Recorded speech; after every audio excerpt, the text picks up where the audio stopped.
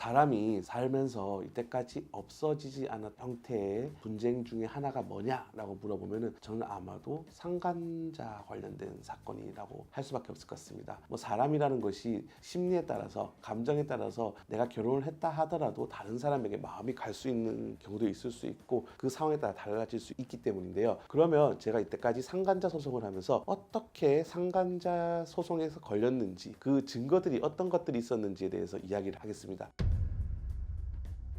가장 많이 발견되는 것은 카카오톡 메시지 또는 문자 메시지입니다. 카카오톡이나 문자 메시지 같은 채팅 어플 같은 경우에는 서로 이렇게 이야기를 하는 경우가 저장이 되어 있기 때문입니다. 특히 그러한 내용에서 성관계를 암시한다거나 서로의 호칭에 지칭이 있는 경우, 또 어디 같이 놀러 가자는 내용이 포함되어 있는 경우가 있을 수 있는데요. 많은 상간자 소송에서 밝혀지는 가장 많은 이유는 채팅에서 그러한 내용들이 발견됨에 따라서 문제가 발생되는 경우가 많이 있었습니다. 두 번째는 블랙박스입니다. 우리가 보통 차량에서는 혼자 노래 부르기도 하고 전화도 자유롭게 하기도 하고 좋아하는 사람에 대한 노래도 흥얼거리기도 하는데요. 당연히 내가 좋아하는 사람과 통화를 하고 내가 좋아하는 사람과 흥얼흥얼거리는 노래를 부른다는 것은 한마디로 자기의 내면이 그대로 드러나기 때문에 블랙박스를 한 번씩 확인해 보면 그 상간자가 있는지 없는지 여부가 밝혀지는 경우가 꽤 많이 있습니다. 또한 그 블랙박스는 주변이 촬영되는 경우도 많은데요. 이 사람이 내가 서울 잠실에 사는데 갑자기 신촌의 상간녀 집 근처에서 계속 발견된다든지, 대구 수성구에 사는데 계속 대구 달서구에서 발견된다든지, 이런 경우처럼 일반적으로 내 배우자가 다닐 코스가 아님에도 불구하고 계속적으로 상간자 집 주변 근처를 움직였을 경우에는 블랙박스는 매우 중요한 요소가 될 수 있습니다. 세 번째로는 아마도 상간자 또는 내 집 근처의 CCTV라고 볼 수 있습니다. 최근 CCTV와 관련된 법이 개정됨에 따라서 CCTV는 6개월 이상 보관하도록 규정이 되어 있습니다. 따라서 CCTV를 한 번씩 확인하다 보면은 상간자 또는 내 배우자가 상간자 집에 CCTV에 포착이 되는 경우가 꽤 많이 있습니다. 그렇기 때문에 보통은 상간에 의심이 되시는 분들은 대개 증거보전 신청을 해서 그러한 CCTV를 확보하는 경우가 많이 있습니다. 네 번째는 카드 사용 내역입니다. 앞서 말씀드린 블랙박스와 비슷하게 생각하실 수 있는데요. 내 배우자가 평소에